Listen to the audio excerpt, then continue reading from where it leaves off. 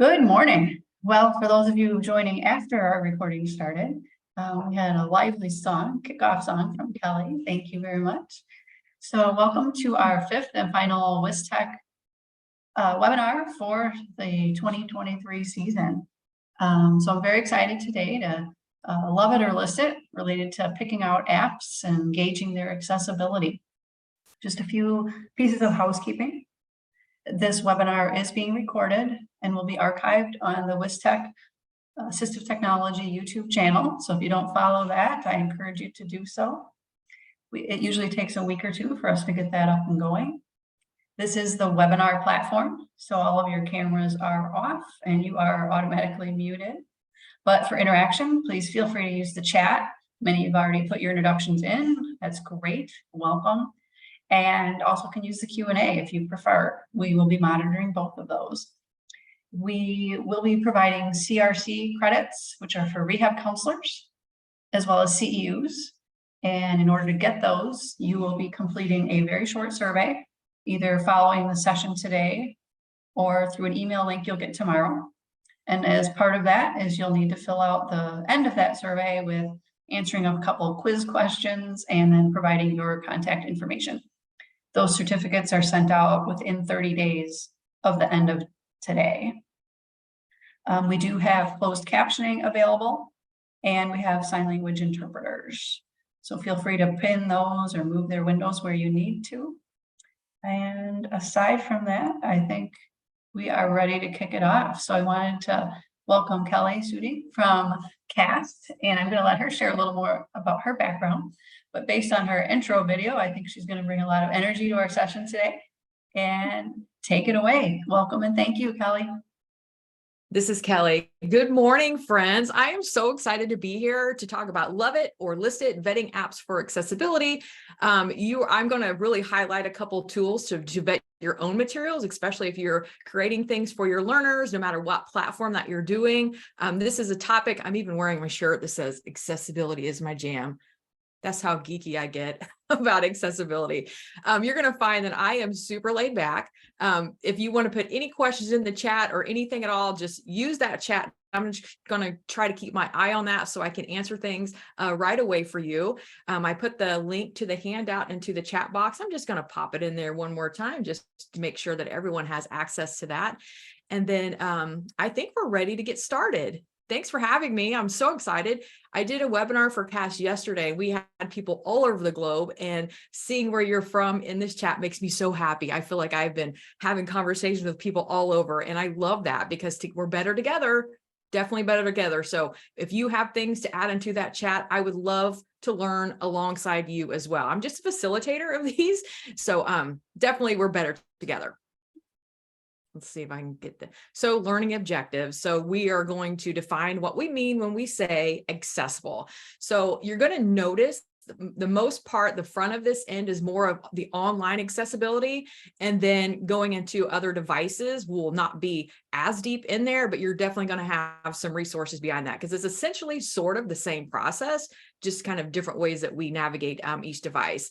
And then we're going to perform simple text board keyboard accessibility to identify barriers. So that's a big thing. I am personally not a screen reader user, but I definitely like to use screen because I know the importance of access for all individuals. And a lot of our friends use screen readers to be able to access what we are sharing. So we definitely go through our materials using that screen reader, making sure that we can navigate through it and come back out of it if we want. I'll talk a little bit about that as we go further. So this is me. I am Kelli Suding, and I'm one of the technical assistant specialists at the National Center on Accessible Educational Materials at CAST.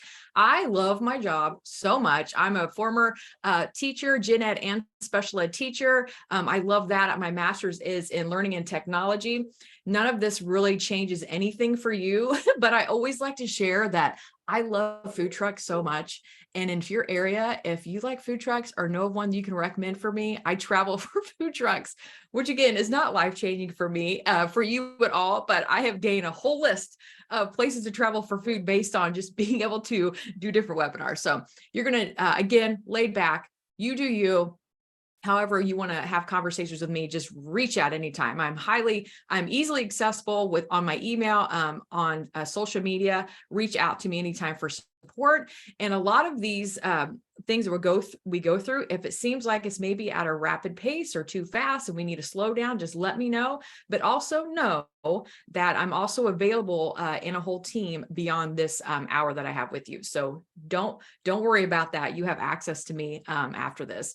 So just if you're not familiar with CAS, just know that we're a nonprofit education research and development organization agency who's created the principles of universal design for learning and those UDL guidelines that are used all over the world just to create a more inclusive environment for all individuals who need access. And then specifically, my role at the National AIM Center is we support states and districts to ensure that our states can provide policies and procedures to make sure we're providing high quality, accessible materials and technologies in a timely manner for our students. And I know we have a lot of educators, and we're all educators, but maybe some classroom teachers in the chat, and you're working with individuals perhaps with disabilities. And so when you say a timely manner through K through 12, that means at the same time as their peers. So that means if we have a student who moves in with moves into class tomorrow with dyslexia, and that student needs a specific accessible format, like being able to use text to speech and audio format, that student must have it at the same time with their peers. So we support states and districts to ensure that they have those procedures, so our students are getting access to the content in that timely manner. So there's 3 tiers of technical assistance at the AIM Center. And I just want to show you this because we are a resource for all of you here. So we have Universal TA, which is my biggest role is website publications and webinars, online learning modules. I support the podcast. So really disseminating out a lot of resources associated with accessible education materials, accessible technologies, and assistive technology. And then we have targeted TA, and those are services targeted early learning, higher ed, and workforce and development. That's a part of us as well. And then more intensive targeted assistance. So we are currently working with 7 states in the cohort to inform those policy, program practices, and operations that I just talked about, ensuring that our students are getting materials in a timely manner. So accessibility is definitely my jam. And I absolutely would never use the word expert. I am not an expert at anything except learning. And so you can definitely make this hour with me a lot better and meaningful if you want to add things in there, so we can just expand that knowledge. So accessibility, we're here talking about accessibility. So during this time, I want to make sure that what I'm giving you is accessible. So we have a commitment here at CAS and the AIM Center to ensure that the materials that we're giving you are accessible. So we follow the principles of POUR, which is what POUR, which is what I'm going to go through each letter throughout this time an hour when we're thinking about vetting for different materials, website, social media, and ensuring that they're accessible. So there's some guiding questions that I'm going to share that you can go through, but you're going to notice my slides as I go through, they're not fancy. They don't have fancy font, a lot of color. And as a classroom teacher and a mom, I love all of those fancy, cute things, but I also know that it can be a barrier for our learners to access the content or access what I wanted to share. So I don't want it to be visually busy. That can be distracting for anyone who goes through the slides or the handout that I shared. So perceivable. My slides have alt text images on them, which means a screen reader will be able to have image descriptions if you're using a screen reader. My contrast is high. I've got readable font, videos with closed captions. We have captioners now in Zoom. And so operable, meaning distinct slide titles, is very consistent. I'll have shortened links with the descriptive backend. So when I say that, the handout link that I put into the slide, the backend, I have WISTECH 23. So that's giving a more descriptive link for that. And understandable. It's clear structure and layout. It's consistent formatting, effective use of images. So everything that I have on my slides is intentional and it has a purpose. And so for accessibility, you might notice that I will describe any images that are also on the slide. And then robust, checking for accessibility. And that's what we're here for, thinking about ways that we can test for our own materials, and what we're needing to access is ensuring that it's accessible. So this is our accessibility commitment to you. So when we talk about accessibility, I want to just see if we can develop that shared understanding of accessibility. Because when we think about accessibility, I know there's a lot of thoughts that come together, and we all have different ideas when we think about the term accessibility. So in the chat, if you feel comfortable, I invite you, when you hear the word accessible, what does accessible mean to you? And I'll just wait for maybe a few, maybe 30 seconds. So I invite you, what does accessible mean to you? Everyone can access information given, equal access, available to all. Thanks so much for sharing this. Everyone can access information given. I love that. Available. Info available to any user. So when we think about that word available, we'll talk a little bit more about that as well. Thanks for sharing. Great responses in the chat. Everyone can access the same information in a way that is suited for them. Yes, the same information. Bookmark that one as well. Everyone can use, view, do, etc. Yeah, keep putting those in the chat box. I really appreciate your ideas of when we think about accessible. So some fundamentals of accessibility. So just before we go any further, digital does not mean it's accessible. Okay, it just means it's available. So that is a big difference. So if we are providing, let's just say you're a teacher and you go to the copy machine, you make a copy, you turn it into a PDF, and then you give it to your students, and say your student needs to use a screen reader, or your student needs to use text to speech to access that text. That doesn't mean that it is accessible. That just means it's available in a digital format. So we have to make sure that we have static text to where that text can be enlarged. We can change the contrast. Perhaps we can change the font. So we can really just different ways that we can adjust the formats of that text. So digital does not automatically mean it's accessible. So the definition of accessible from the U.S. Department of Education Office Civil of Rights is this, and I just want you to take note of a word that I may repeat a couple times.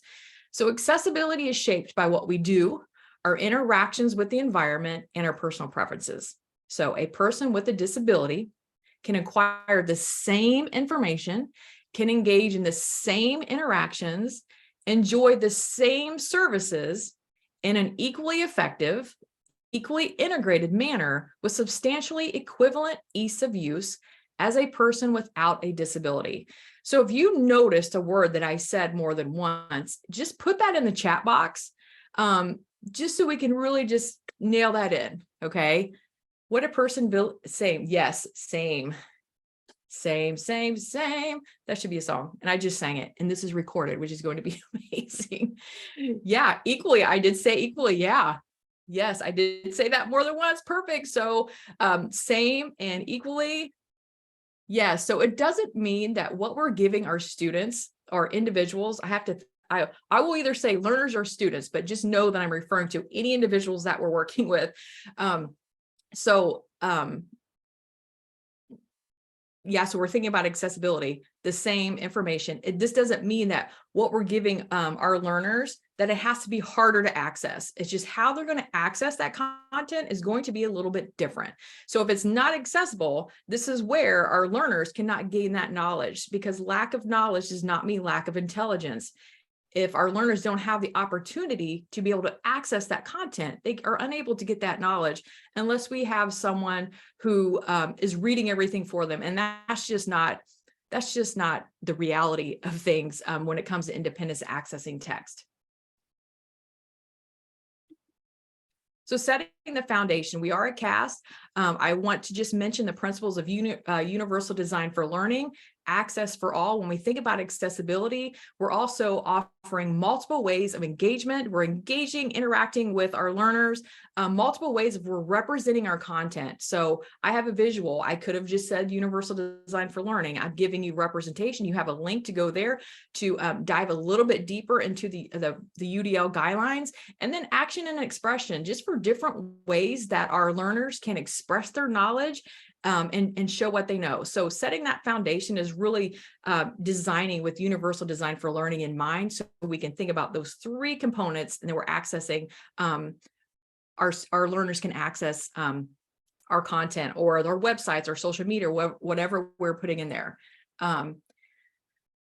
Mike, thanks for putting that in there. Yes, accessible to me is anyone can get it. So with that said, that's a perfect movement right into this slide. So my slide has a picture of Mr.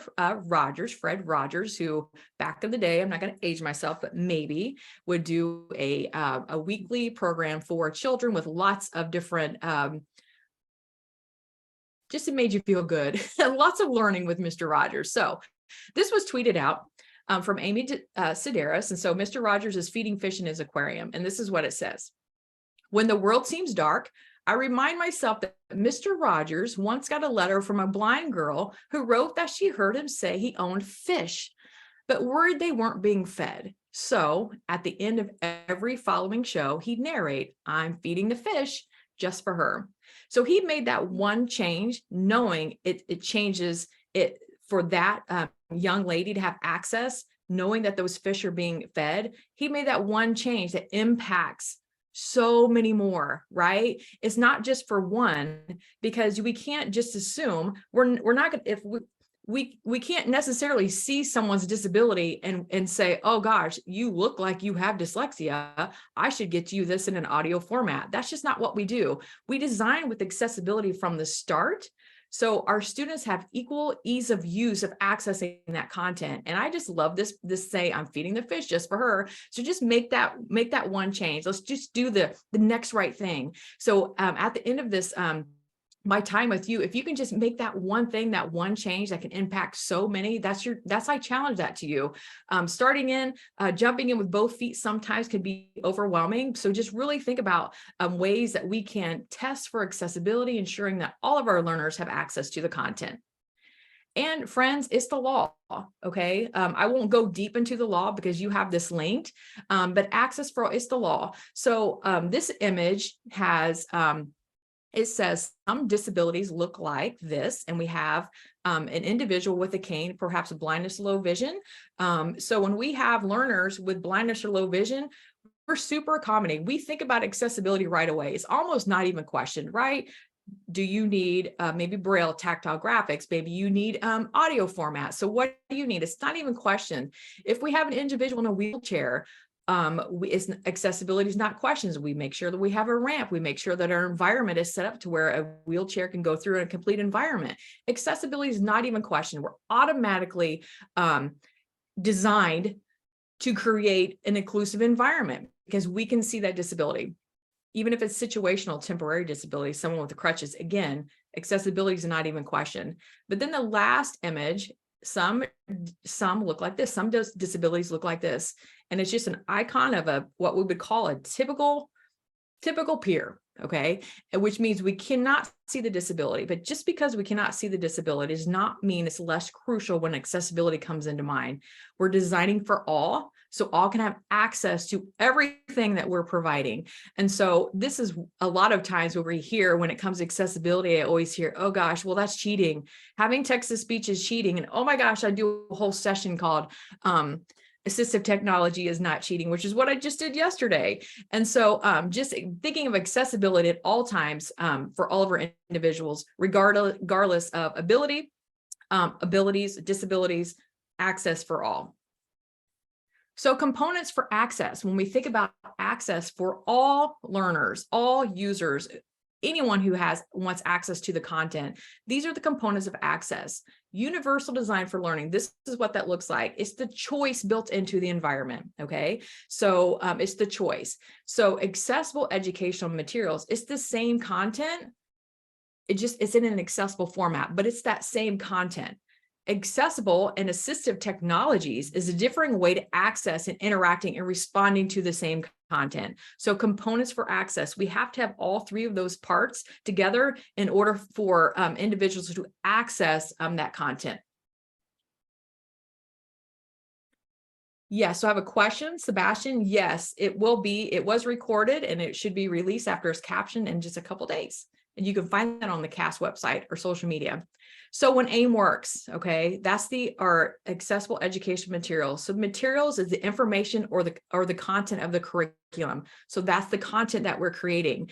And so moving on to the technology, when we upload that content to the technology also has to be accessible. To be able to use text to speech, speech to text, whatever that individual needs to access that content. So the technology has to be accessible. And so the technology is accessible when directly usable without assistive technology or made usable with assistive technology. So the built-in features of that technology. And then the assistive technology, the hardware, that also has to be accessible. Can you use text to speech? Can you Zoom? Can you use your screen reader? All of those pieces have to work together in order for an individual to access the content you're providing. That is your apps on iOS devices, Android devices. This is our websites. This is our social media. Any content, it all must be working together, because if any parts of those things are not accessible, we can't access what we're wanting to share. And so this is access for all learners. So I have a GIF image, which is a moving picture to the right, and it is an automatic door that when you push the button, it opens up to stairs. So we want you to just remember that we must create materials and content that's accessible, our websites, anything we're creating from the start to the finish. That's that PDF that I talked about earlier. Now it's a PDF, it's digital, but that does not mean it's accessible. So access for all, again, to summarize, universal design for learning, our accessibility, our AIM, our accessible technologies, and the assistive technologies all have to work together, and we want to make sure from start to finish. So POUR, creating accessibility from the start. So you're going to have lots of links to really dive deep into POUR, but I think I'm just going to go through and pull out each letter. When you're in education, friends, we love acronyms, right? We have so many acronyms, and this is one of them, but this is a really helpful thinking about vetting materials and ensuring that they're accessible. And I have an image here of just different tactile graphics. I have let's see, an icon of a computer screen, and I have an ear, maybe using text to speech, and I have an iPad that shows that's enlarging text. So the principles of POUR, just get this ingrained, read everything you can about POUR, and I promise you, it will start becoming natural. Again, it may be overwhelming. Friends, just start with the P. Maybe you're going to start with the O, start with the U, start with the R, wherever you feel like you can dive in and make that one change right out of the get-go. So these are some really great guiding questions you can ask yourself, either materials that you're creating or what you're trying to access, okay? So perceivable, can everyone sense the content in multiple ways, okay? Operable, that's the O, can everyone navigate the content and interact with it in multiple ways? The U, understandable, is the content presented in a way that is intuitive and predictable. I'll talk a little bit more about that. And then robust, is the content compatible with current and future technologies, including those assistive technologies? So you can see that POUR really hones in on all of those pieces have to work together. And these are really good questions for you to start vetting different materials. So let's dive into that P. So perceivable. So this is a tool, it's called ANDI, another acronym, friends, Accessible Name and Description Inspector. So I'm going to show you ANDI for more of finding out about how you can test alt text in images. And I'll go in a little bit about what alt text means. So it's a free tool used for Section 508 compliance and testing. And we can use the graphics module to check the quality of alternate text. Now, this link takes you to the ANDI site, and I'm going to navigate to the site. So right here, this is the the front of what Andy looks like. And so I want to show you how to install Andy if you want to try it along with me. Sometimes this is not the most, for me, it wasn't like the most user-friendly to figure out, even though it says drag to your bookmarks toolbar. If you're unsure what that even means, I just want to show you. It literally means click on the icon and you are going to drag it up, and this is what your bookmark bar is, and you're just going to drop it in there. And so I've already done that. And so I have Andy on my bookmark bar. Okay. So you click and you're going to drag it and drop it right into that, that bar, your bookmarks bar, if you want to try it along with me. And we're going to check for alt text. So there's four different, okay, so there's four types of different images when we think about alt text, which is the description of the image that is being shared.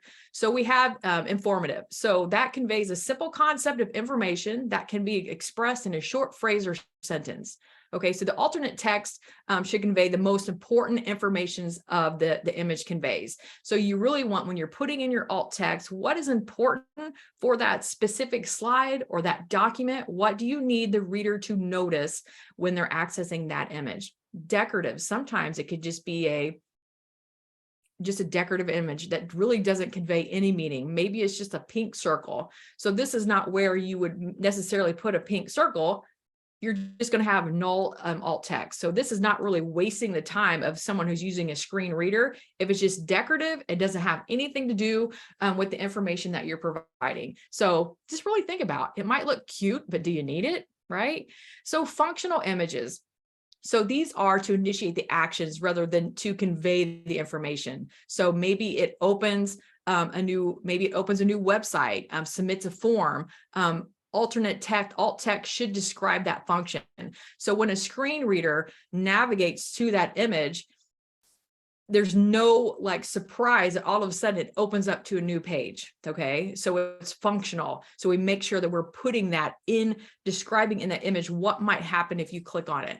And then complex, so contains substantial information that cannot be explained in a short phrase or sentence. Okay, so this is called a long description. So we would, and I have some links, because we could spend, gosh, a whole hour just doing alt text and that's it. So I've got a link at the bottom of this slide that that gives you a deeper insight of how to make those decisions when it comes to alt text. But there are 3 C's of alt text. Okay, so the content. Just remember these. Even if you start with just using alt text, vetting for alt text and images, I think that's a win-win for today. So the content, what's the key idea? What does that information convey? Okay, does this match the alt text that has been provided? So you want to, when you're vetting for that, we're getting ready to use Andy. Look at that. Is this matches the content that's being provided? And then think about the context. Is this image described in the surrounding text? Is it used for purely decorative purposes? If so, it should be marked up as decorative. Does it? And I'm going to show you a way to check for that. And if so, is the function described? Okay. And then the conciseness. So 125 to 150 characters as a guide. Okay. So avoids image of. So when we're doing alt text, we don't have to write image of a flower. We're just going to maybe just put flower. But if it's a specific type of image, it includes the information, screenshot of, illustration of, etc. Okay. So we're going to dive in to using Andy, and feel free to, if you want to pop that in, and try Andy with me, feel free to do that. So here's Andy. And I'm going to open up the AIM Center, one of the pages for the AIM Center website, Designing for Accessibility. See what I did there? Okay, so here, once I click on Andy, I get this interface, okay? It automatically pops up here at the top, and I have all of these different options, but I'm not gonna go through everything, but just know here's your settings. Here is, when you click on this, it's not opening up for me for some reason now, because, you know, that's what happens when you do a demo. This shows the keyboard shortcuts, all right? So if I click here, my focused elements, and anything that is on this page is going to pop up. So maybe I had a table on this page that might pop up on here. So these focusable elements are everything that is on this page.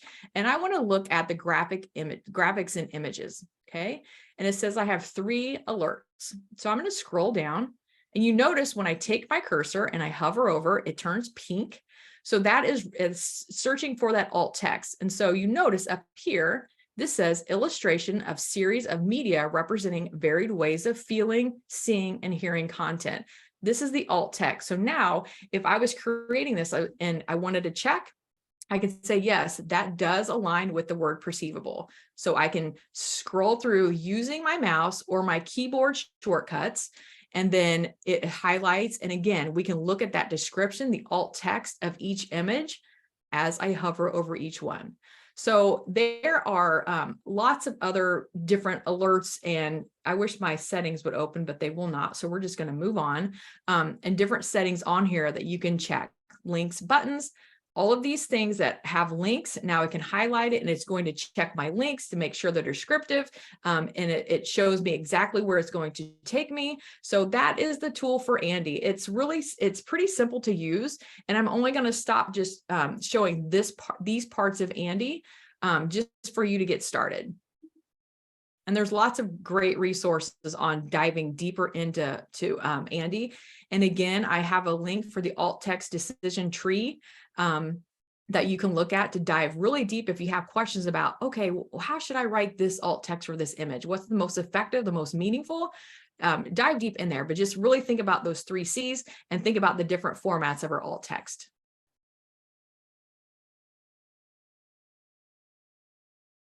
So Andy, let's check for alternate text. And again, here's more sources here for you friends about alt text and long description. Dive into those links, and I'm also happy to support you anytime. Just another thing to think about is when we're creating our content and we're vetting for seeing if it is accessible, we have to think about just the color. Let's think about maybe color blindness. Maybe they're, just accessing the contrast of the color. Just, we have to make sure that we're conveying the meaning. And I see this a lot. So this is what I mean by that. This is an image of, it's a screenshot image, and it says box in the left, and then there's X's, 2 green X's, and then there's 2 red X's. And then on the right, it's a box that says do's and don'ts. And so by each one, when you're supposed to do something, it's a green X. And if you're not supposed to do something, it's a red X. So you could see that if color is a barrier for any individuals, this would look like, I don't understand, even though I have a key, red equals don't, green equals do, the color is not really conveying that meaning. So we have to be mindful of the colors as well when we're checking for accessibility.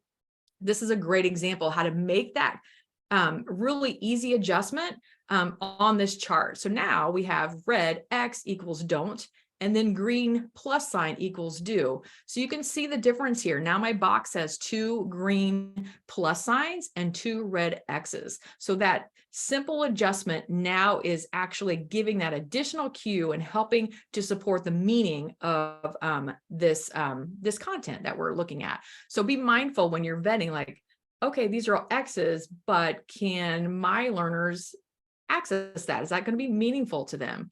And I see this a lot. And I've done all of these things. I fail forward. When I was creating content, back, years ago, my charts were probably not accessible. if you look to the left here, this is a great example. Here's a chart, and it's just a single line that maybe curves to the, left. They're both gray. There's 2 on here. And so maybe I have a key, but they look the same to me. So there's no meaning in here. I'm not getting that visual cue to separate those. But when you look to the right, now I have a line with just little symbols on them. So now one of my lines has little squares. So that's my visual cue that is different than the other line. And then the other one has triangles. So think about when you are creating graphs, you're sharing those, how are they distinct? That is beyond just color. Making those little symbols on the chart can make a huge difference on the meaning to give them our individuals accessing this visual cues. So again, vetting for that, think about those charts and how we can separate those. So that's the P in a nutshell. And then this is O for operable. Let's dive in a little bit about that. So what we need to do when we think about operable, when we're checking content for accessibility. So we're going to check all the interactive elements, including media players, can be used with the keyboard. So when we say keyboard, that's someone who perhaps is using a screen reader. And we have to ensure that if I'm only using my keyboard, can I, without a cursor, can I go to the content? Can I go through the content? And then can I come back out? We don't want to get trapped. We don't want our screen reader users to be trapped in the middle of that. So we have to make sure they go to, through, and then back out. And then the keyboard focuses as a visual indicator. So if I'm going to show you a tool that we can do this with, that's super easy. And and it has a visual indicator. We must have a visual indicator to decide. So the keyboard knows where it's going and why you're checking. Okay. There's usually an outline of a box around the content that it's going to. And then focuses, moves, in logical order. So if you go to a website, you want to check if it's accessible, and then it goes to search, and then all of a sudden it goes to the page number, and then it goes back up to something else, and it's all over the page. That is highly inaccessible. We want to make sure that it's in logical order. So our screen readers, our keyboard users, shortcut users can go through in a logical order as if you're reading from the top to the bottom. And again, those keyboard traps, we don't want any of our friends to get stuck with the keyboard traps if we can't go to, through, and out. I need a shirt that says that, I think. And then confirm that the links are descriptive, okay? That they make sense on their own without surrounding text. And I was once guilty of this, and I still see this sometimes. But when we know better, we do better. And maybe maybe when you're creating something, you have used the link, and it says, click here, or it says here. So now if someone's using a screen reader, they're like, well, click here. Where's it going to click me to? Okay. So instead of saying click here, you're going to have a descriptor, just like on my handout. Let's see. Let me give you a good example. So here, this says cast.org. Instead of me saying website, click here, I have cast.org. It's a descriptive link. So then our screen reader users know exactly what the expectation is. Because if you were to, if you're using keyboard shortcuts and you want to gather all of the links that say click here, and you have a long list of links, is highly confusing because you don't know where that link's going to take you. And just put in perspective, if you're on your computer and all it says is click, if you want a virus, click here. If you want to win $1 million, click here. And if you're using a screen reader, you don't know which one's going to give you the virus on your computer or which one's going to give you $1 million. It must be descriptive. Wouldn't that be amazing? But it must be descriptive. That's the difference. Making sure that click here is not an accessible way to use the language for our to accessing. We want to be super meaningful and super clear about where click here is going to take you. So we can do this together with operable. So I challenge you to do the no mouse challenge. And it's a basic test of keyboard accessibility. And all I'm going to use is the tab and see if different websites go in that logical order. Think about things we just talked about with operable. If I can go to it, and if I can go through it, and then I can go back out. Okay. And so to do that, we just use a tab bar. And then we do shift tab to move from the previous link. I can enter spacebar to activate a link, and I can use the arrow keys and escape to get out of different things. And let me show you what I mean by that. Okay. So I am at the AIM Center website. I'm going to exit out here, and I'm just going to click up in the URL. So right now, all I'm going to do is I'm going to start hitting my tab button. And I want you to notice is right now in the URL, I click tab. And now it's gone to skip to main content, which is logical order. It's going to the CAST website. Click. It's now going to National Center on AIM. If I click, the tab is going to search. It's going to the search icon. And now it's going to each tab. So I'm at Get Started. If I want to open it up, all I did was hit the arrow down. So now I got to it. And now I'm going to see if I can get through it. I'm using my arrow down, only my keyboard, and I'm going to go back up. So when I click here, if I just use the arrow, it's not letting me go back out of it. So I have to click Shift Tab, and that's going to let me go backwards. Okay. You have all of these instructions in that slide. So you can see I can get to it. I can get through it. And if I want to get back out, friends, I can definitely get back and it's going to go backwards for me. So this is showing that this is a great logical order. I can give you an example of maybe one that doesn't do that. I'm at a different website. I'm going to click tab, search. Okay, it's going in logical order. Notice the visual cue is going to librarians, parents, sign in. Okay, this is also in logical order. You see it's going to the content just by simply using my tab. Okay. So for time's sake, since we are virtual, you're welcome to try this yourself. Just pick a website, do that no mask challenge, start in that URL and just click tab and see if you can go to your content, get through it, and then you can get back out. And again, you have access to those slides. So it's really just a quick way to check for that accessibility of different sites you're accessing or different apps, even on the iPads and our Android, our iOS and our Android devices use the same concept, but it's something in the iOS called VoiceOver. It's scanning each element of the app and seeing if it's going in logical order. And if I could see you, if we're all in person, we'd be doing this no mask challenge together. So understandable. Okay, that's the U. So plain language guidelines, just ensuring that we are being super clear in our writing and that is meaningful and understandable. And so this link here, there's really great guidance called plainlanguage.gov. And I'm just click the link and now I've opened it.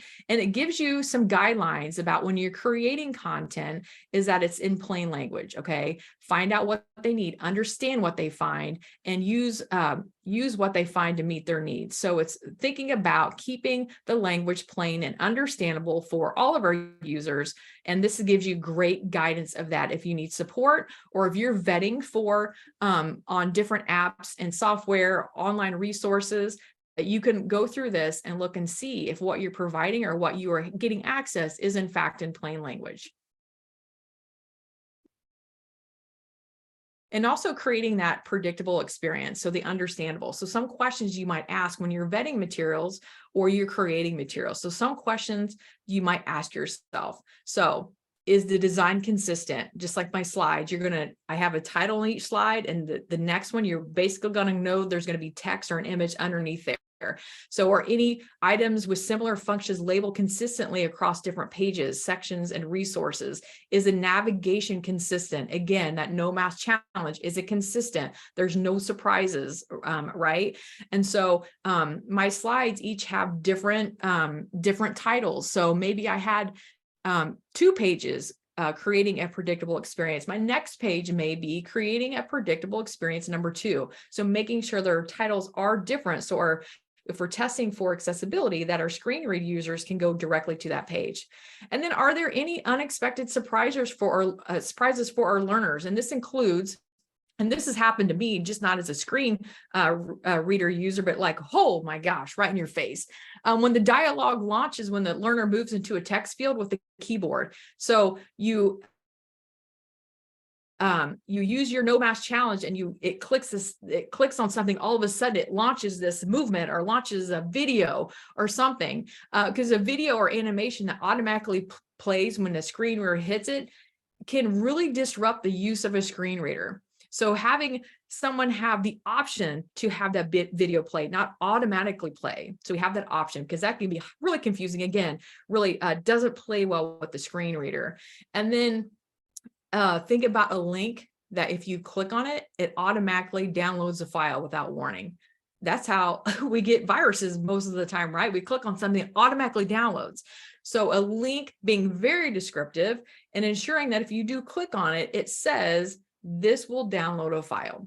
So nothing that is unpredictable, nothing that is like, oh my goodness, we want to make sure that it is very predictable and it's not intrusive in any way, and that we have that choice, right? Think about even vetting for accessibility, can think about the principles of universal design for learning, having that choice built into the environment. Maybe I don't want you to play video, maybe I don't want to, and I have that option, but we have to have making sure the expectation is there.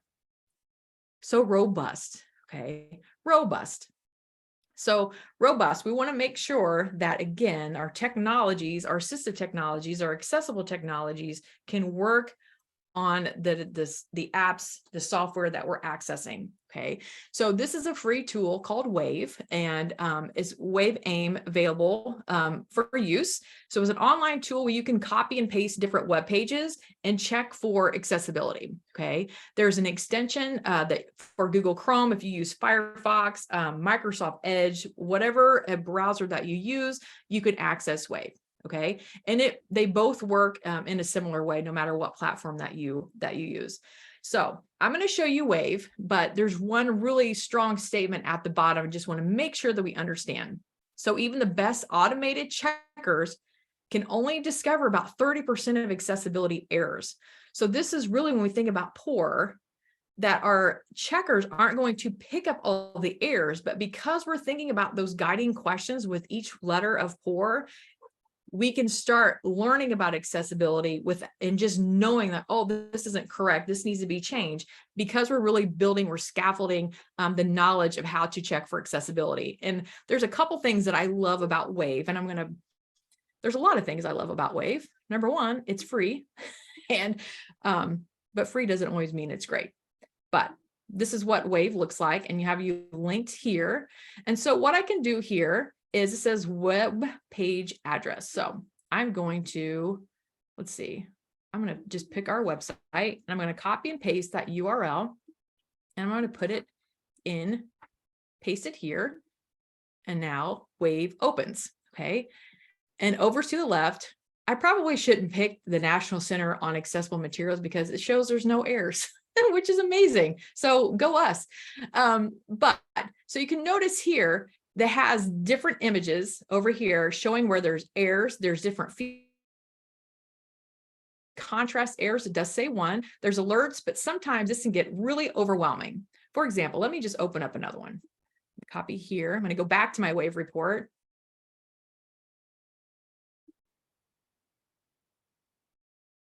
I promise I'm going to go back to Wave. I'm going to try a different website.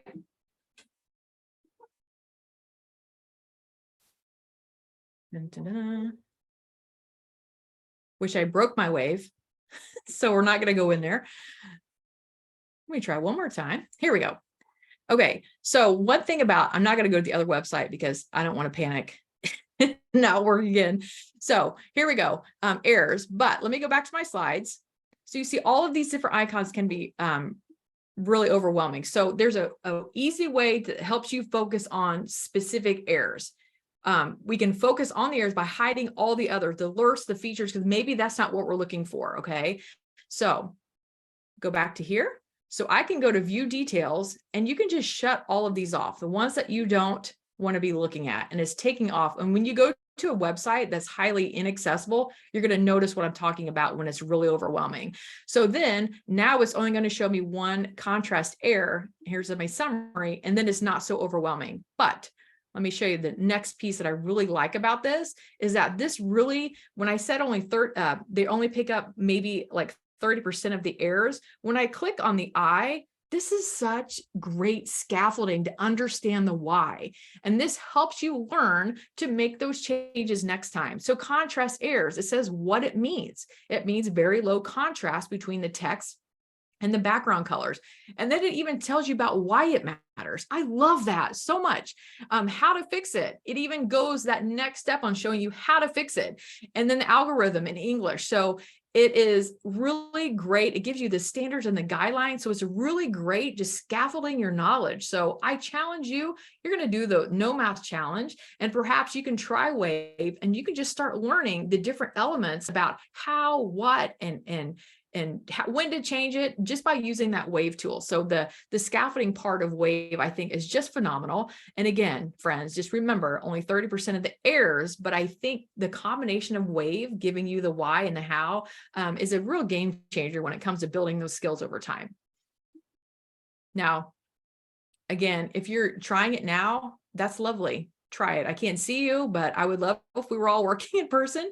So, but you have those slides. So accessibility overlays, I won't go in too deeply about those because we're almost out of time, but just know that accessibility overlay, we can have a website that's created that's not accessible. So let's just say it doesn't have built-in text to speech. My screen readers can't use it. So what happens is sometimes apps or software companies will just do what's an overlay. It's sort of like in layman terms, just sort of like I call it a Band-Aid, but it's like it goes on top of the software, and now it's bringing in a third party to use text-to-speech or for the screen reader. But sometimes when you're retrofitting and not designing from the start, that can really be a difficult navigation for students with or people with disabilities. So the overlay, we just think about how we're creating from the start to the finish. We're not having to retrofit to make it accessible, because when we're creating something, accessibility is in our forefront. It's not an afterthought. And I love, someone tweeted one time and it said, accessibility is not extra steps, it's just the steps we missed. And I love that, because that is so true. And retrofitting is a step that we miss. But when we're thinking about designing from start to finish, that can really alleviate the part of those overlays. But if you're just here for vetting also materials, you can notice that sometimes those overlays can really not work well with screen readers or text-to-speech or any users accessing that. Let's see. So again, I just challenge you to check your own resources, your social media, whatever you're posting, any platform where you are disseminating information for your learners in any way. Just check for your own, just by using Andy, using Wave, using that No Mask challenge. Think about things we've talked about at the beginning about how learners interact, decode, interact, and respond to the content, because those are all different skill sets. So I challenge you. Now, so we're coming down on time, but vetting for mobile apps. So I know that some of us friends in here, you are strong Apple users, right? I am one of them. And yes, I give my friends a hard time when they are Android because they mess up my text strand. And if you know what I mean, you can put that in the chat box. But when thinking of learner variability, Google is more easily usable for some, and Apple's easy user for others. So it all depends. But we have to make sure no matter what, we have to think if we are providing information for our Android users, for our iOS users, that it must be accessible across the platform. So I don't have my iPad or an Android device to show you, and I'm not one to show videos in a training, because if I did that, you wouldn't need me here. So I'm just going to point you to the direction, so it's not all overwhelming, that you have some information about vetting for those apps on different devices. Okay, so if you can take everything that we talked about before, and this is sort of parallel when we're thinking about different devices. So this is specifically for Apple devices, and my dear friend, brilliant, amazing colleague, Luis Perez. If you know him, shout him out in the chat box. I learned so much from him every day, and I feel so fortunate to work with him. But he's got a lot of resources, and he works at the AIMS at CASP with me. So just know that in your Apple devices, go into those accessibility settings, friends, if you have not yet. And it is like holiday season. It is like, for me, if you're into accessibility and access, I get geeked out every time there's an update on Apple devices, Android devices. I love all of that. So, and so we ensuring that they're accessible. So go into your accessibility settings, and this link here says screen reader testing.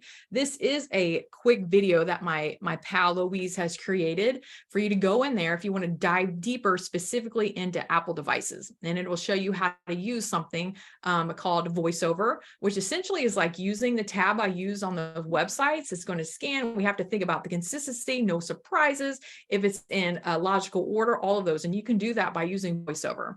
Okay, and there's all kinds of different settings in the iOS for sure. And then basic voice over gestures. Again, think about that tab. When you use the screen, there's different gestures you can move with. One finger does something, 2 fingers, 3 fingers is all of these different things. And this quick video shows you, if you want to dive deeper into that, just some basic voice over gestures. I invite you, if you've ever been stuck, if you're an Apple user, have ever been stuck in VoiceOver, it is like panic attack, friends. You can't shut it off. So there's all these things you have to do to make sure you don't get stuck in voiceover. If you've been in accessibility, probably 90% of you have been stuck in voiceover. So Louise goes through that in just a couple minutes about different voiceover gestures. So, and Android devices. So again, think about accessibility, use that volume key shortcut. So it gives you some different ways that you can turn talkback on and off. So that auditory feedback. You can use Google Assistant within turn on off talkback. So we can use those. That's all built in. This is an accessible technology that I talked about earlier when it comes to Android devices, but they're not turned on. I wish like accessibility settings, when you got a new device, you'd have to go in and turn it off if you didn't want to, because it's like accessibility just hidden in there a lot of times. They're getting better, but just know that it's in there. And when you want to test different apps and online content, when you're using your different devices. So again, it has different features, the same as an iPhone or an iPad with on the screen, whether you use one finger, two finger swipes. You can go in and check the accessibility features for that essentially can use those principles of POUR to vet the content that you or your learners are accessing through those devices. This is, just so you know, if you are one creating content, this is a tips for creating accessible educational materials. And I think I may have, let me put the link in here just for quick, I think I have it here. This is a great start just for creating accessible educational materials. Great tips that it's easily used. It's easily accessible if you just want to have a quick look at that for sure. Now, again, I told you that I'm available for you, and a whole team of people are here for you when it comes to accessibility, access, inclusion, whatever you need at CAS. Please reach out to us anytime. Again, if you're on Twitter or X or what it's called now, we are still very active on there, sharing tips and tricks and things that failed or where we're at. We have a ton of resources all over for you to access for immediate implementation. So please stay connected. And then at the end of these slides, there's all of these other resources, protocol for curating accessible OER, or what's called open educational resources. So remember, just because it's available, it's not accessible. And there are a ton of open educational resources out there, but there's no guidelines of accessibility. So you have to ensure accessibility of those. Again, these links will take you to all of these different videos and resources for you that you can dive into and really start practicing right out of the gate for immediate implementation. So, friends, that is it for me. I am so thankful to be here, and I really do hope you reach out to me. I do recognize some of your names in these attendees, and I'm so glad to see you in this webinar. So again, reach out, Kelli Suding, and contact me anytime. I'm on your team, friends. We are better together. So thanks for this hour, and I hope that you have a wonderful, wonderful week. Thank you so much. Awesome. Great information, Kelli. Thank you so much for sharing your slide deck. And thanks everyone for attending today. Hope you learned a little bit, a lot of it, and take it forward. So just a reminder, this will be archived and available on YouTube channel, and you will get a survey once this webinar closes for today, and a reminder for tomorrow.